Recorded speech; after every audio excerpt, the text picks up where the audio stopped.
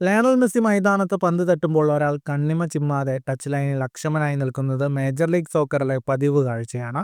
മെസ്സിയുടെ അംഗരക്ഷകൻ യാസിൻ ചൂക്കോയാണ് ഇതിഹാസ താരത്തിന് കളത്തിനകത്തും പുറത്തും രക്ഷാകവചമൊരുക്കുന്നത്. എന്നാൽ ഇന്റർ മയാമിയുടെ മത്സരങ്ങളിൽ ടച്ച് ലൈനിൽ നിൽക്കുന്നതിൽ നിന്ന് യാസിനെ മേജർ ലീഗ് സോക്കർ അധികൃതർ വിലക്കിയിരിക്കുന്നു എന്ന റിപ്പോർട്ടാണ് പുറത്തുവരുന്നത്. മത്സര സമയത്തെ പൂർണ്ണ സുരക്ഷ MLS ഏറ്റെടുക്കുന്നതോടെ യാസിന് മെസ്സിക്ക് സുരക്ഷ ഒരുക്കി ടച്ച് ലൈനിൽ നിൽക്കാനാവില്ല. യാസിനെ വിലക്കിയതിൽ മെസ്സിക്ക് അതൃപ്തിയുണ്ടെന്നാണ് റിപ്പോർട്ടുകൾ. കാരണം ലോക്കർ റൂമിലും മിക്സഡ് സോണുകളിലും മാത്രമാണ് മെസ്സിക്ക് സുരക്ഷ ഒരുക്കി ഇനി യാസിന് നിൽക്കാനാവുക. ഇതിൽ യാസിനും അതൃപ്തിയുണ്ട്.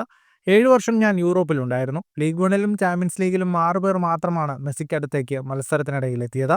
US-ലേക്ക് എത്തിയപ്പോൾ 20 മിനിറ്റിനുള്ളിൽ 16 പേർ മെസ്സിക്കടുത്തേക്ക് വന്നു. ഇതിൽ വലിയ പ്രശ്നമുണ്ട്. അദ്ദേഹത്തെ സഹായിക്കാൻ തന്നെ അനുവദിക്കൂ എന്നും യാസിൻ ഹൗസ് ഓഫ് ഹൈലൈറ്റ്സിനോട് പറഞ്ഞു.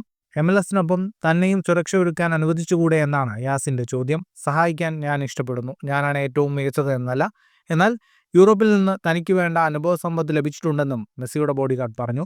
ഫുട്ബോൾ ലോകത്തെ കൂടുതൽ വാർത്തകൾക്കും വിശേഷങ്ങൾക്കുമായി സ്പോർട്സ് കഫേ സബ്സ്ക്രൈബ് ചെയ്യുക.